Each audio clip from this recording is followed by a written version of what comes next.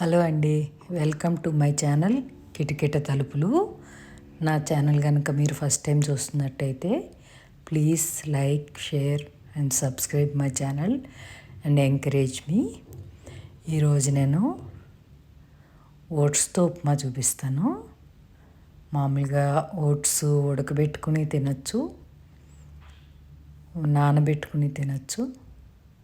So ఇలా ఉప్మా కూడా బాగుంటుంది. నేనైతే రెగ్యులర్గా ఉడకబెట్టుకుని తింటాను. ఉడకబెట్టుకుని దానిలో ఇంట్లో వండిన కూర ఏది ఉంటే అది కలుపుకుని తిని అన్నం తిన్నట్టు తింటాను. ఈరోజు ఉప్మాకి ఏం చేశాను, పోపు పెట్టి దాకపెట్టి నూనె వేసి మినపప్పు, ఆవాలు, జీలకర్ర వేసాను. అదొకసారి వేగిన తర్వాత ఇష్టమైన వారు శనగపప్పు వేయచ్చు. నేను శనగపప్పు వేయలేదు. 4 పచ్చిమిరపకాయలు, ఒక 1 ఇంచు అల్లం ముక్క కట్ చేసి, అది కరివేపాకు వేసి వేగనిచ్చాను. అది వేగిన తర్వాత నేను 2 కప్పులు ఓట్స్ తీసుకున్నాను. 2 కప్పులు ఓట్స్కి 2 కప్పులు వాటర్ సరిపోతుంది. అంటే ఈక్వల్ క్వాంటిటీ వేయాలి.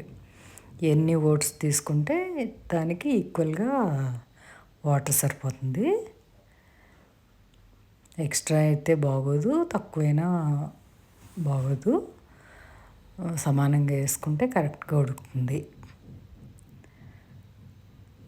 ఇందులో ఇప్పుడు సరిపడి సాల్ట్, రుచికి సరిపడి సాల్ట్ వేసుకోవాలి. ఏ ఉప్మా చేసుకున్నా వాటర్లో సాల్ట్ వేసాక కొద్దిగా టేస్ట్ చూస్తే మనకు తెలిసిపోతుంది ఆ వాటర్ టేస్ట్. అది ఏ టేస్ట్ ఉందో ఉప్మా అదే టేస్ట్ ఉంటుంది అన్నమాట. సో ముందే చెక్ చేసుకోండి. ఎందుకంటే వాటర్లో వేసాక ఉప్మా వెంటనే అయిపోద్ది, వెంటనే ఉడికిపోతుంది నీళ్ళు మరిగాక. సో ఇప్పుడు మరుగుతాం స్టార్ట్ చేసాక ఓట్స్ వేసాను.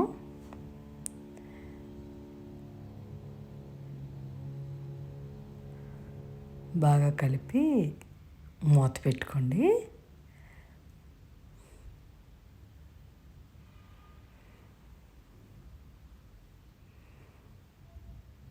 ఇలా అయితే కూర ఏమక్కర్లేదు, ఇది ఇలా తినేయచ్చు.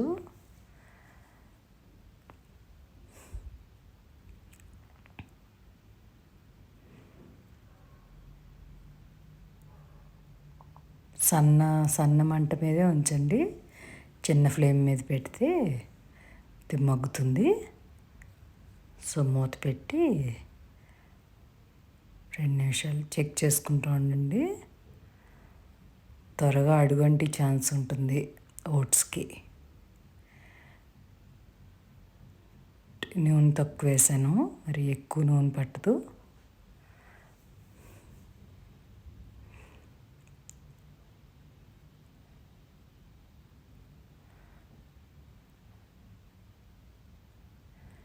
ఏ ఉప్మా అయినా ఈజీగా చేసుకోవచ్చండి.